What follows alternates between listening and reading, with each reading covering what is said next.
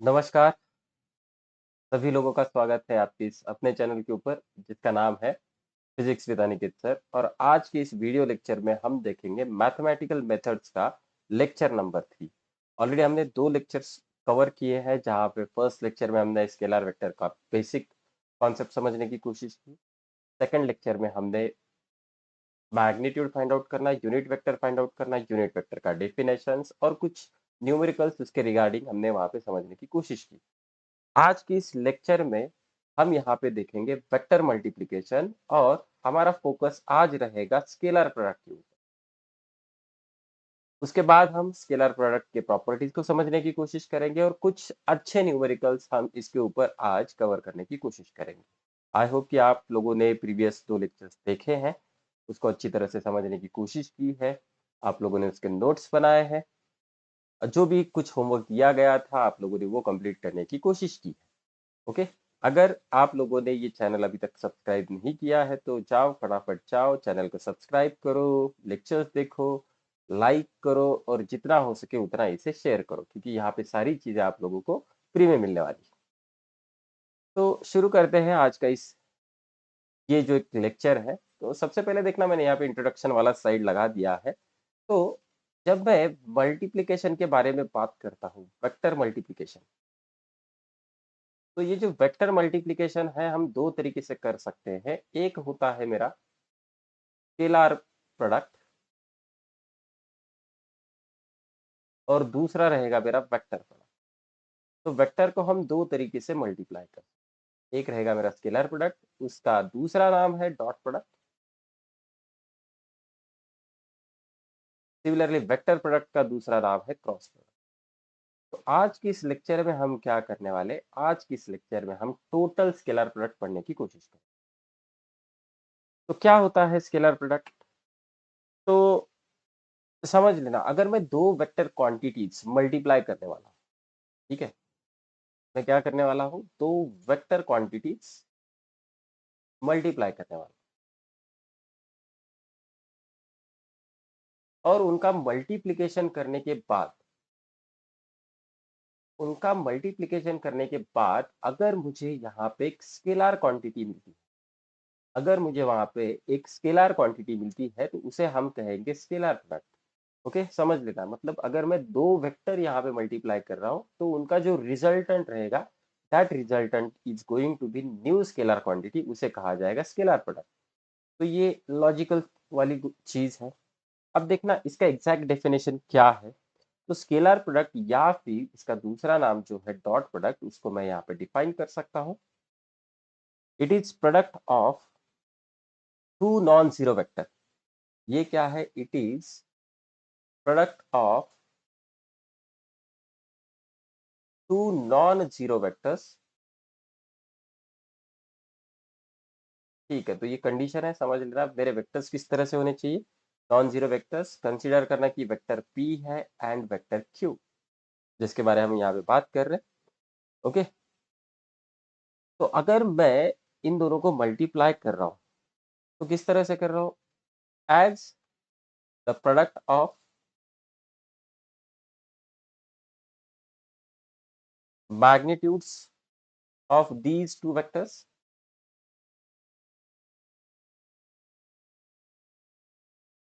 And cosine angle, cosine angle between these two vector. और ये क्या रहेगा बेटा? तो देखना ये क्या है, it is product of two non zero vector which is defined as product of magnitude of these two vectors and cosine angle between these two vector. Okay, तो मैथमेटिकली मैं इसको किस तरह से लिख सकता हूँ? तो मैथमेटिकली देखना, I can write it down, P vector dot Q vector. तो हमें क्या चाहिए यहाँ पे? मैग्नीट्यूड का प्रोडक्ट। तो मैं कुछ इस तरह से मॉड में लिख सकता हूँ, mod of P vector is nothing but the magnitude of P vector. Similarly mod of Q vector is nothing but the magnitude of vector और इन दोनों के बीच का एक angle.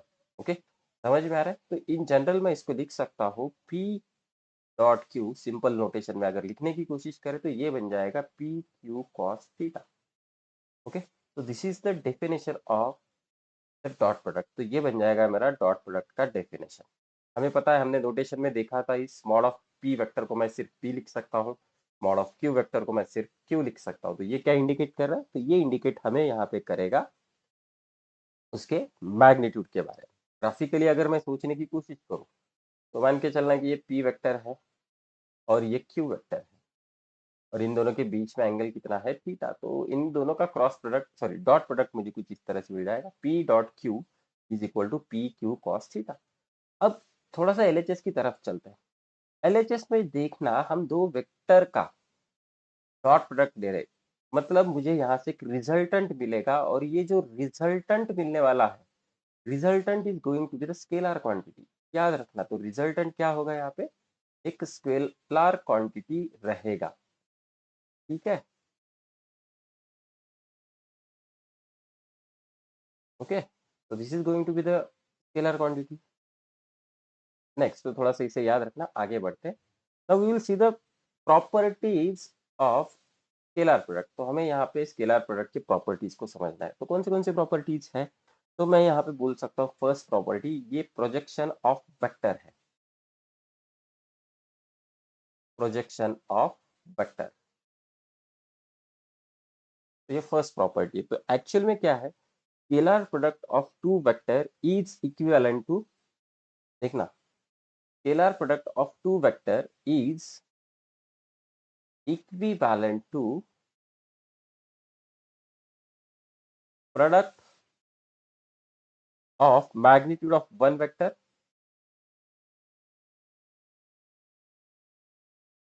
product of magnitude of one vector with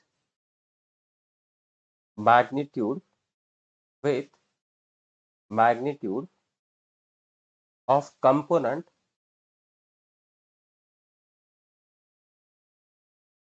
of of other vector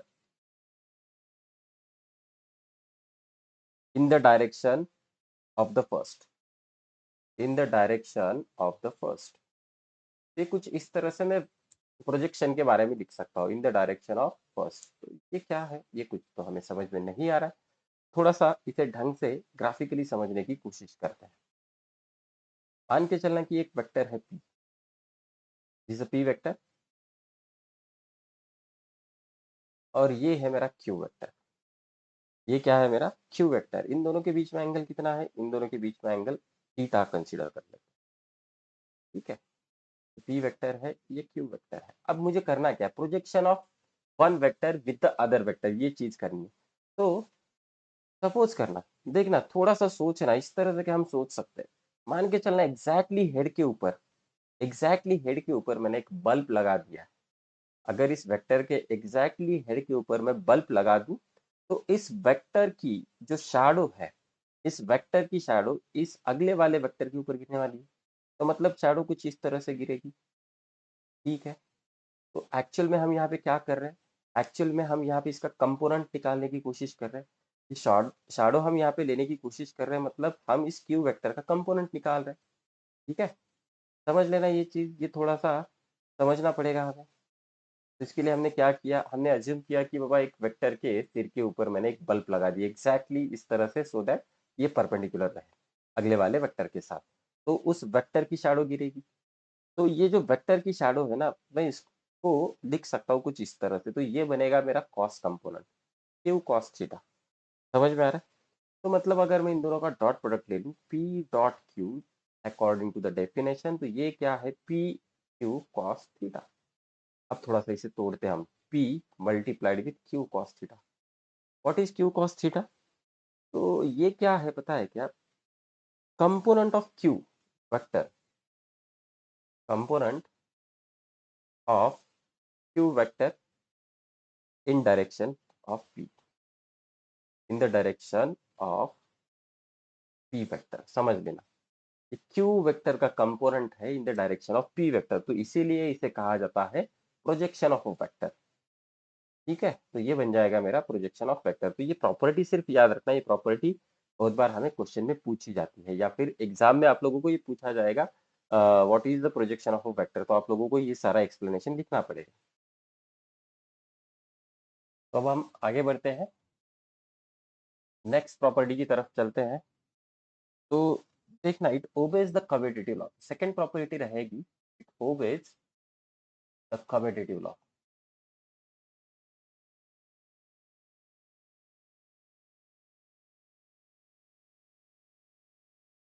अब commutative law का मतलब क्या है, तो ये आप लोगों को पता है। हम मैथमेटिक्स में लिखते हैं, क्या लिखते हैं, a मल्टीप्लाइड विथ b। तो इसको हम क्या लिख सकते हैं, तो b मल्टीप्लाइड विथ a। तो this is called as a commutative property. Similarly, ये जो डॉट प्रोडक्ट है या फिर स्केलर प्रोडक्ट है, इसको भी हम कुछ इस तरह से ही लिख सकते हैं। मतलब क्या हो रहा है, वेक्टर p मल्टीप्लाइड या फिर dot product of q vector.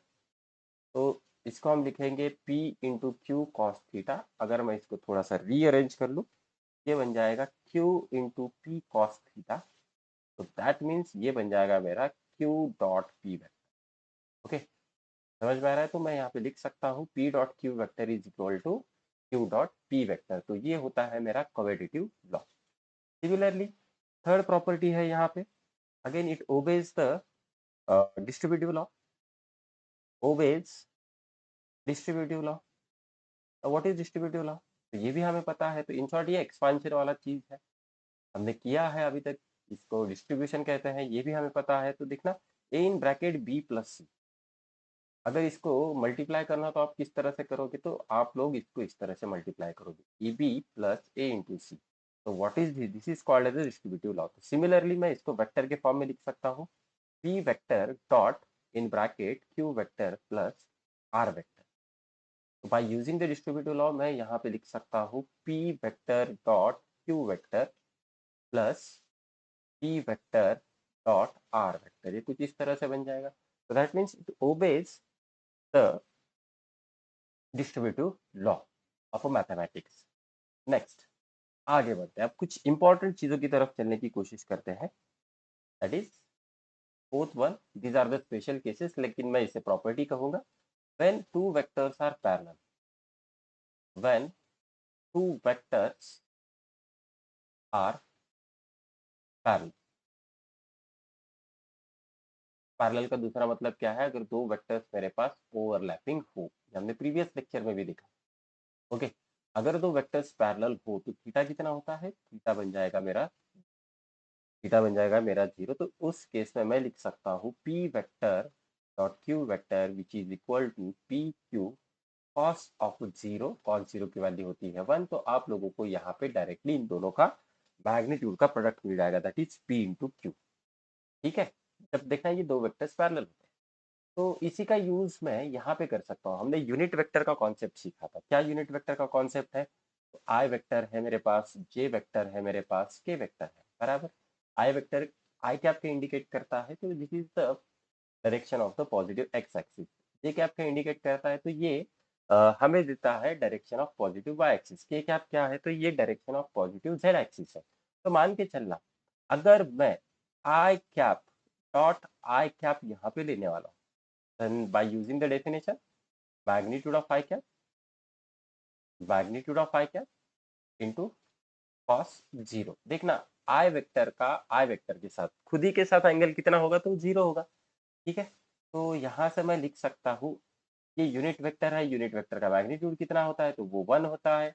इस यूनिट वेक्टर का भी मैग्नीट्यूड 1 रहेगा, और cos 0 की भी वैल्यू हो जाती है 1। तो इन सब का प्रोडक्ट जो है ये मुझे मिल जाएगा 1। ठीक है, तो मतलब क्या हो रहा है, I vector dot I vector, इसकी वैल्यू मुझे मिल जाएगी 1। Similarly J cap dot J cap is equal to 1। Similarly K cap dot के कैप इज इक्वल टू 1। इसे अच्छी तरह से याद रखना, ये हम बहुत सारी जगह पे यूज करते हैं, बहुत सारी जगह पे। ओके, समझ में आ रहा है। तो आई डॉट आई या फिर i cap dot I cap is equal to 1, j cap dot J cap is equal to 1, k cap dot के cap is equal to 1। That is when two vectors are parallel. Similarly मैं यहाँ पे लिख सकता हूँ when two vectors are perpendicular, when two vectors are perpendicular.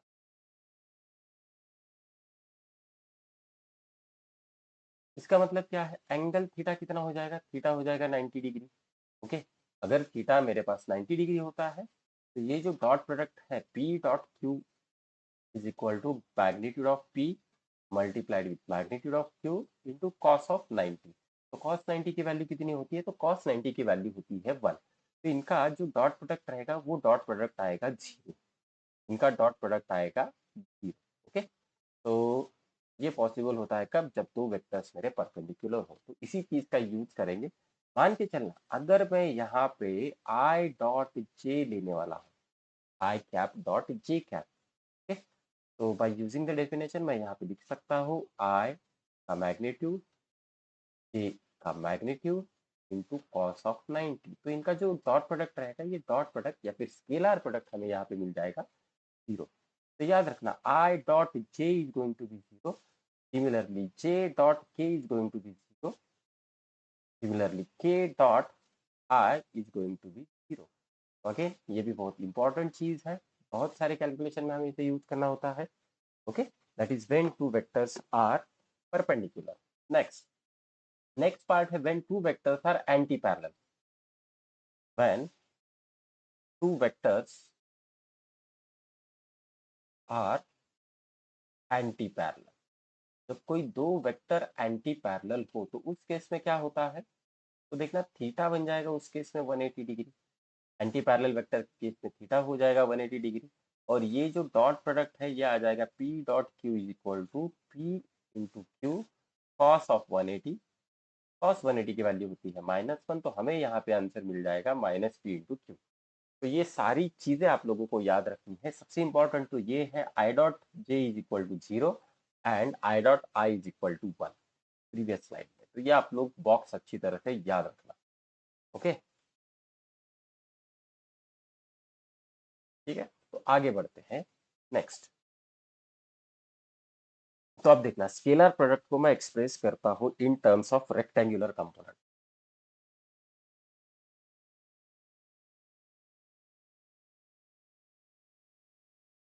Scalar product expressed in rectangular component.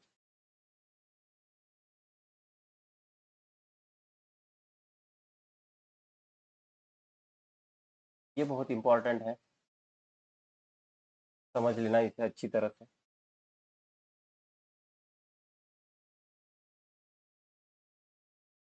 तो चलो करते हैं इसको। सपोज करना कि एक पी वेक्टर है और इस पी वेक्टर के मुझे कंपोनेंट्स या फिर रेक्टेंगुलर कंपोनेंट्स पता है। That is in X direction ये है P X I cap, in Y direction ये है P Y J cap and in Z direction ये है P Z K cap. Similarly Q vector भी मुझे मिल जाएगा। Q vector is equal to Q X I cap Q Y K cap plus Q Z K cap. ठीक है। अब मुझे इन दोनों का लेना है डॉट प्रोडक्ट। तो डॉट प्रोडक्ट के हिसाब से देखना मैं एलएचएस के बारे में यहाँ पे बात कर रहा हूँ, पी डॉट क्यू। तो पी की वैल्यू कितनी है? तो वो है P X I cap plus P Y J cap plus P Z K cap dot product with Q X I cap plus Q Y J cap plus Q Z K cap. अभी हमें यहाँ पे करना क्या है? तो इनका dot product लेना है। तो हम यहाँ पे डिस्ट्रीब्यूटिव प्रॉपर्टी यूज कर सकते हैं। तो ये बन जाएगा पी एक्स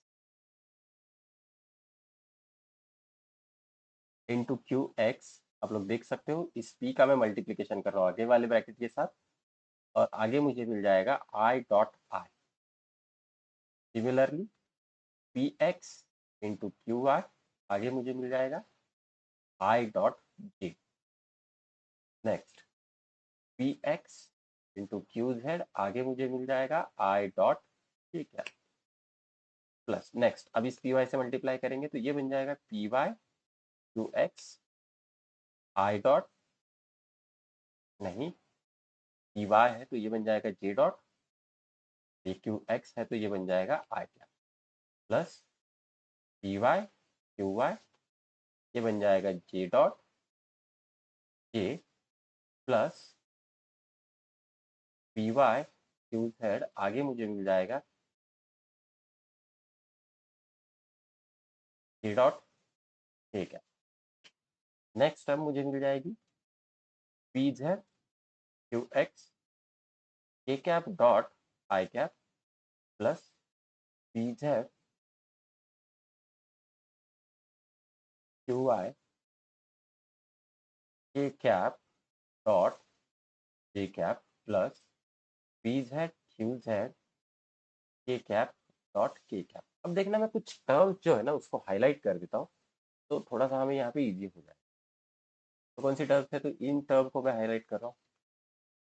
जो डायगनल वाला दिखाई दे रहा है पूरा का पूरा, सिर्फ इसी टर्म में मुझे आइदर आई डॉट आई मिल रहा है, या फिर जे डॉट जे मिलने वाला है, या फिर के डॉट के मिलने वाला है।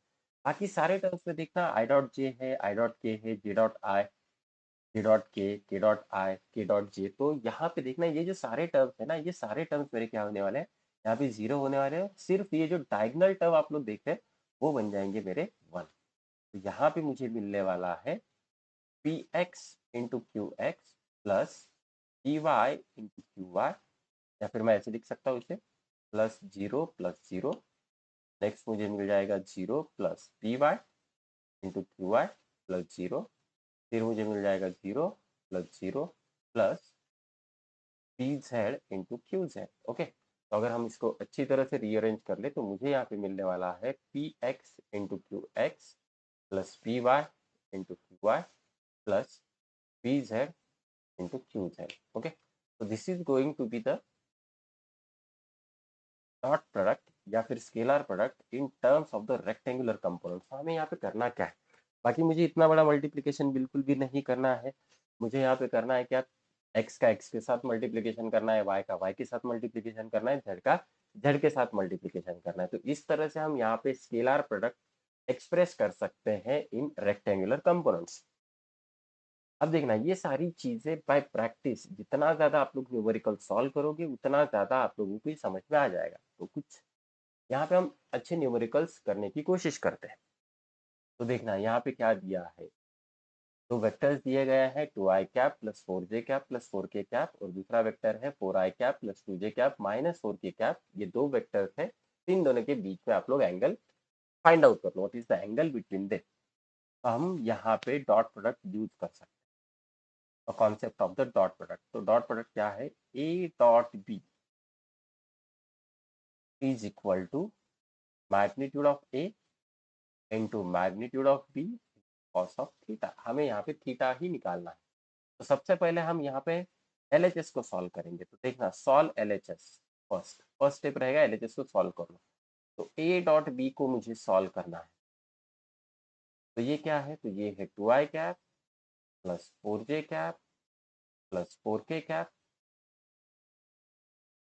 का डॉट प्रोडक्ट हम लेने वाले किसके साथ, तो डॉट प्रोडक्ट लेने वाले हैं four I cap plus two J cap minus four K cap. तो देखना अब डॉट प्रोडक्ट लेना है, रेक्टेंगुलर कंपोनेंट है, तो हम यहाँ पे क्या करेंगे, आई का आई के साथ मल्टीप्लीकेशन करेंगे डायरेक्ट। तो ये मुझे मिल जाएगा टू इंटू फोर प्लस उसके बाद जे का जे के साथ मल्टीप्लीकेशन करेंगे, ये बन जाएगा फोर इंटू टू प्लस के का के साथ मल्टीप्लीकेशन करेंगे, तो ये बन जाएगा फोर इंटू माइनस फोर। तो ये कितना मिल रहा है, तो ये मिलेगा एट प्लस एट, और ये बन जाएगा माइनस सिक्सटीन। मतलब इनका जो डॉट प्रोडक्ट है वो जीरो है। तो हमें यहाँ पे LHS जीरो मिल रहा है। ओके, नेक्स्ट अब हम थोड़ा सा RHS के ऊपर फोकस करते हैं। तो मुझे यहाँ पे ए फाइंड आउट करना है, व्हाट इज ए। तो एक्चुअली ये क्या है, तो मैग्नीट्यूड ऑफ ए वेक्टर। तो हमें पता है मैग्नीट्यूड किस तरह से फाइंड आउट कर सकते हैं।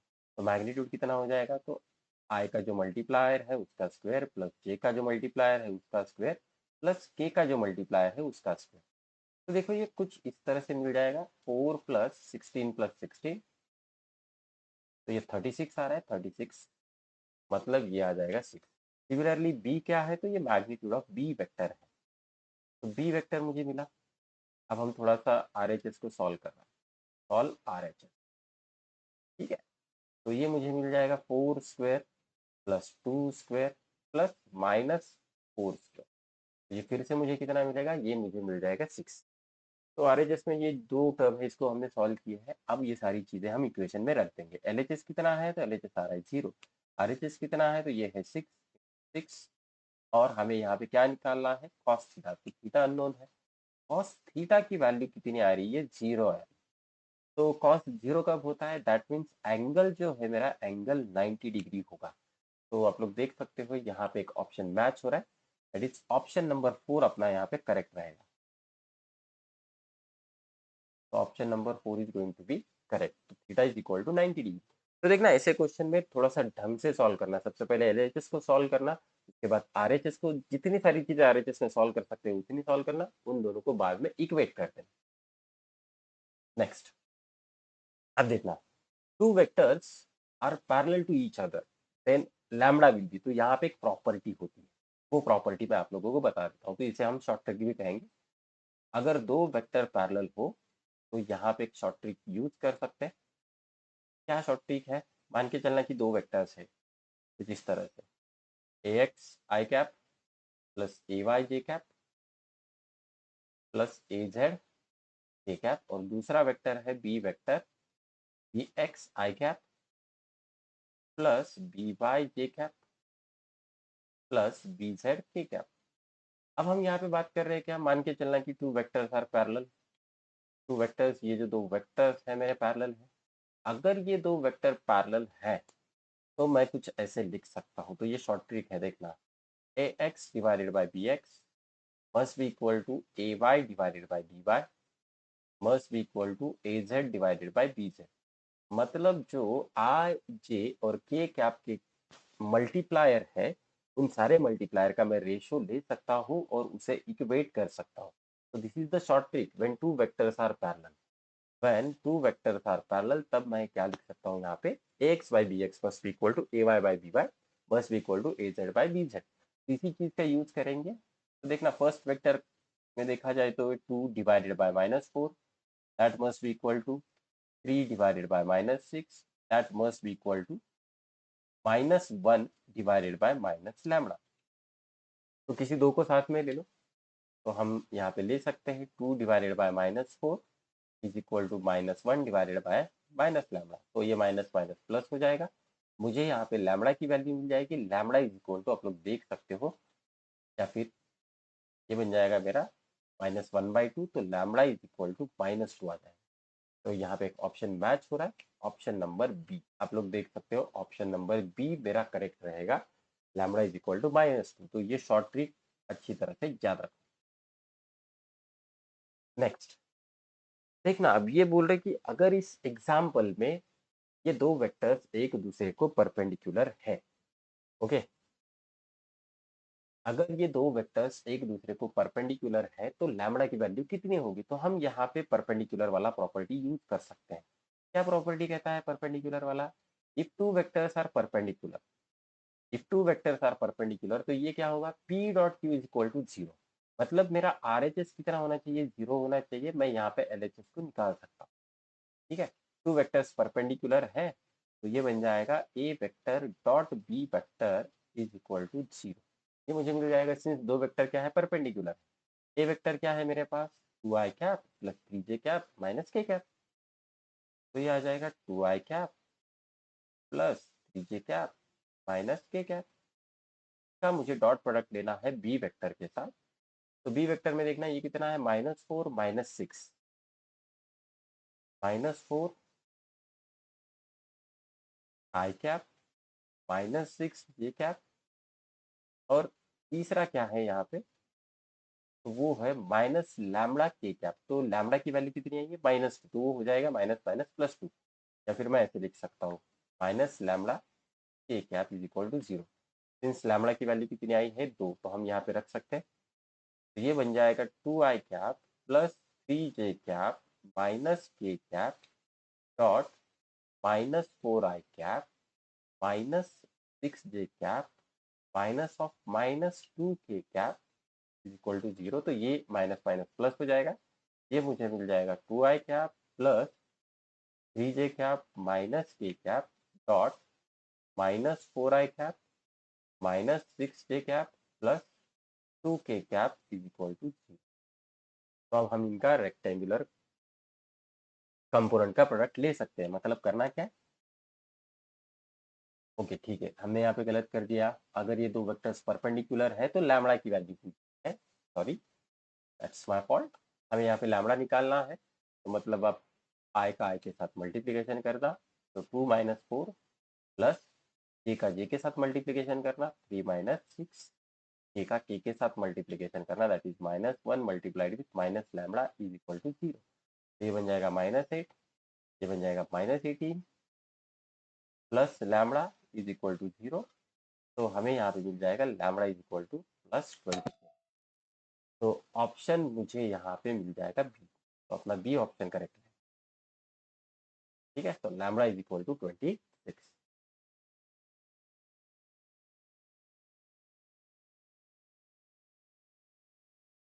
Now the next question, I hope कि आप लोगों को ये क्वेश्चन अच्छी तरह से समझ में आ रहा है।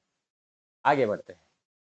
तो देखना, हमें यहाँ पे पूछा है, तो वेक्टर्स है A vector is equal to 2i cap plus 3j cap minus k cap, और B vector is equal to -i cap plus 3j cap plus 4k cap. Then projection of A on B हमें पूछा है। देखना, तो यहाँ पे इस particular question में हमें यह क्या पूछा है, projection of A on B. तो इन शॉर्ट थोड़ा सा समझ देते हैं, ये ए वेक्टर है और ये बी वेक्टर है। ठीक है, तो this is B vector, this is A vector. मुझे इस ए वेक्टर का प्रोजेक्शन निकालना है। क्या निकालना है, यहाँ पे ए वेक्टर का प्रोजेक्शन निकालना है। ठीक है, तो मतलब आप लोग देख सकते हो, तो यहाँ पे हमें कंपोनेंट निकालना है कुछ इस तरह से। और ये कंपोनेंट क्या होता है, व्हाट इज दिस कंपोनेंट, तो ये कंपोनेंट बनेगा A cos theta.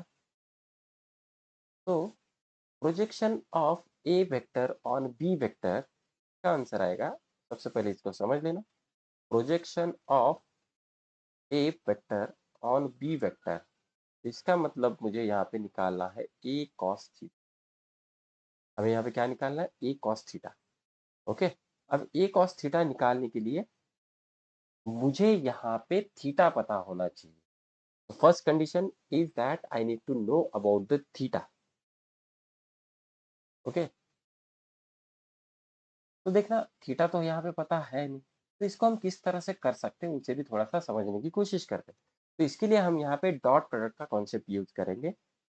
A vector dot B vector, इसका फॉर्मूला हमें पता है, दैट इज ए का मैग्नीट्यूड इंटू बी का मैग्नीट्यूड इंटू कॉस थीटा। मुझे यहाँ पे चाहिए क्या, तो मुझे चाहिए ए कॉस थीटा इंटू बी। तो देखो, मुझे यहाँ से ए कॉस थीटा मिलेगा। ए कॉस थीटा किस तरह से मिलेगा, A cos theta is equal to A vector dot B vector divided by B vector, या फिर मैग्नीट्यूड ऑफ बी वेक्टर। तो इस तरह से हम इसे कर सकते हैं।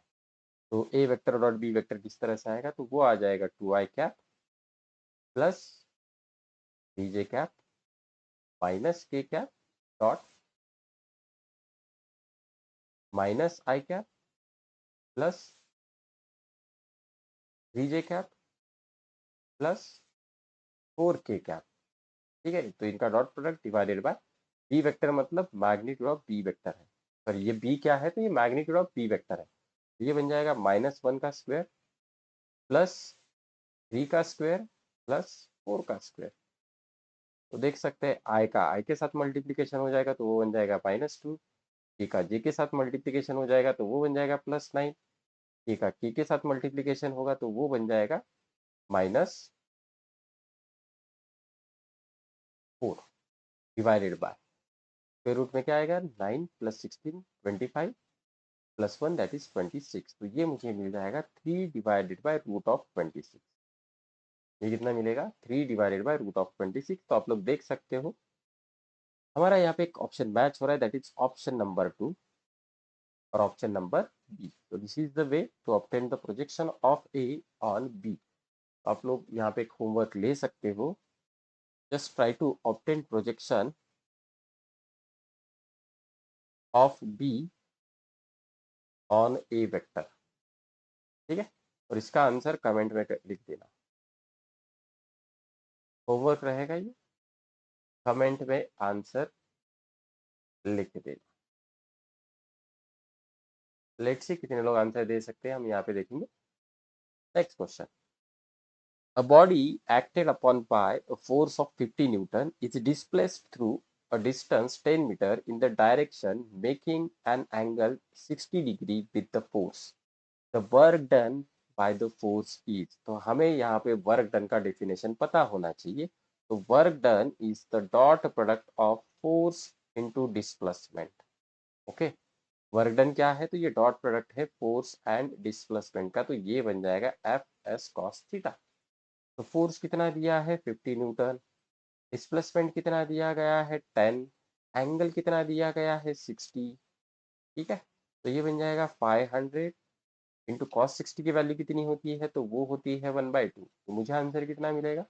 250 जूल्स. ओके, तो आप लोगों को ये वर्क डन का फॉर्मूला याद रखना पड़ेगा. Work done is a scalar quantity and it is scalar product of force and displacement. ठीक, तो अगेन ये एक सिंपल क्वेश्चन है.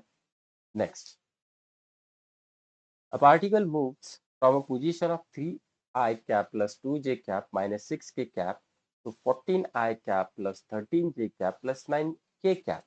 ओके, तो ये पोजीशन चेंज कर रहा है due to a uniform force of 4I cap plus j cap plus 3k cap newton. If the displacement in metres then find the work done. तो हमें फिर से यहाँ पे वर्क डन पूछा गया है. तो सबसे पहले देखना पोजीशन. तो पार्टिकल क्या कर रहा है? पोजीशन चेंज कर रहा है. तो अगर वो पोजीशन चेंज कर रहा है तो हम यहाँ पे उसका डिस्प्लेसमेंट वेक्टर निकाल सकते हैं. तो that is displacement vector is equal to final position minus initial position. तो कुछ इस तरह से हम उसको निकाल सकते हैं. तो फाइनल पोजीशन वेक्टर क्या है अपने पास? That is 14 I cap plus 13 J cap plus 9 K cap minus 3 I cap plus 2 J cap minus 6 K cap. तो यहाँ पे हमें क्या मिलेगा? तो यहाँ पे मिलेगा 11 आई कैप प्लस 11 जे कैप प्लस 15 के कैप. तो ये मुझे मिला यहाँ पे डिस्प्लेसमेंट वेक्टर. तो final position vector minus initial position vector कर लो, आप लोगों को डिस्प्लेसमेंट मिल जाएगा.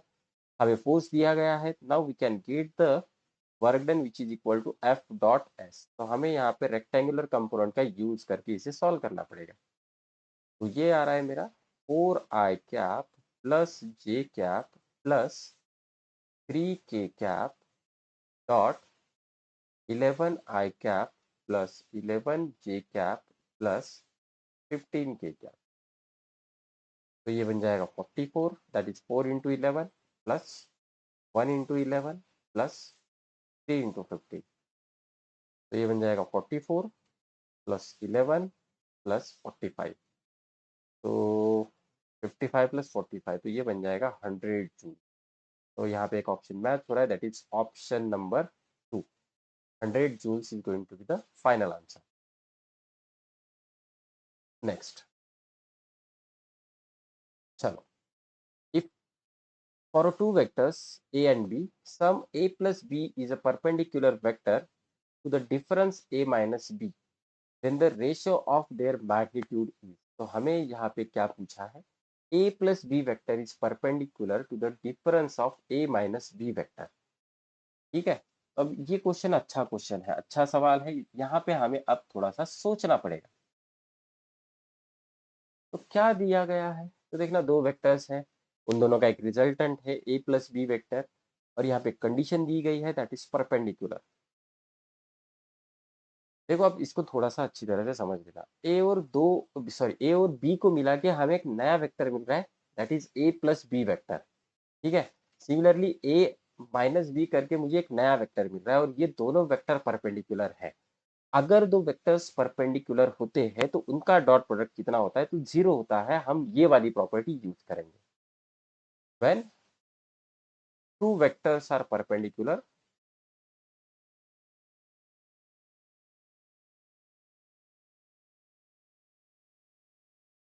then their dot product is 0. तो उनका डॉट प्रोडक्ट क्या होता है? 0 होता है. ठीक है, तो देखना, ये फर्स्ट वेक्टर है a plus B vector. A plus B vector, A vector plus B vector dot A vector minus B vector is equal to 0. तो हम यहाँ पे इसका डिस्ट्रीब्यूटिव प्रॉपर्टी का यूज कर सकते हैं। A vector dot A vector minus A vector dot B vector, उसके बाद रहेगा plus B vector dot A vector, और यहाँ भी मुझे मिल जाएगा B vector dot B vector, और इन सबका एडिशन क्या है, 0 है। तो अब देखना क्या मैं इस ए वेक्टर डॉट ए वेक्टर को, अब dot product of a similar vector, तो उसका आंसर क्या आता है, ए का ए के साथ का एंगल होता है 0, तो मैं यहाँ पे इसको लिख सकता हूँ कुछ इस तरह से, ए इंटू ए कॉस ऑफ 0। यहाँ पे हम एक प्रॉपर्टी यूज करेंगे जो हमने सीखी थी, that is commutative property. B dot A को मैं लिख सकता हूँ ए डॉट बी, और यहाँ पे बी को भी मैं लिख सकता हूँ B into B into cos of 0 which is equal to 0। तो आप लोग देख सकते हो ये क्या करेंगे, एक दूसरे को कैंसिल आउट करेंगे, ये दोनों एक दूसरे को कैंसिल आउट करेंगे, प्लस माइनस है। आई होप कि आप लोगों को ये वाला स्टेप समझ में आया होगा मैंने किस तरह से लिया है। तो ये जो फंडा है, तो ये फंडा कुछ इस तरह से है, यहाँ पे हमने किया था, ये प्रॉपर्टी आप लोगों को यूज करनी है। आप लोग देख सकते हो I dot I is equal to magnitude of I into magnitude of I into cos of 0, क्योंकि ये दो वेक्टर्स क्या होते हैं, किसी भी वेक्टर का खुद के साथ एंगल 0 होता है। हमने ये वाली प्रॉपर्टी वहां पे यूज की है। तो आप लोग देख सकते हो यहाँ पे हमें क्या मिलने वाला है, तो ये मिल जाएगा A into A square minus यहाँ पे हमें मिलेगा B into B square and that is going to be 0। तो A is equal to B हो जाएगा। ठीक, तो हमें यहाँ पे मैग्नीट्यूड का रेशियो पूछा है, मतलब मुझे ए बाई बी का रेशियो पूछा है, A by B is going to be 1। तो the ratio of the magnitude is going to be 1, तो अपना ऑप्शन नंबर 1 यहाँ पे मैच हो जाएगा। ठीक है, तो देखो ये है रिगार्डिंग द डॉट प्रोडक्ट। आज हमने डॉट प्रोडक्ट के ऊपर सारी चीजें समझने की कोशिश की है। ये अपना लास्ट न्यूमेरिकल था। आई होप आप लोगों को ये सारी चीजें समझ में आई हैं। अगर आप लोगों को कुछ भी डाउट हो तो yes you can comment your doubt in the comment section, हम इसको आके आंसर देने की कोशिश करेंगे। ओके, तो तब तक के लिए बेटा थैंक यू। फिर मिलेंगे अगले लेक्चर में। अगला लेक्चर अपना रहेगा वेक्टर मल्टीप्लिकेशन, जहां पे हम क्रॉस प्रोडक्ट को समझने की कोशिश करेंगे। चलो, तब तक के लिए थैंक यू, धन्यवाद, जय हिंद, जय महाराष्ट्र।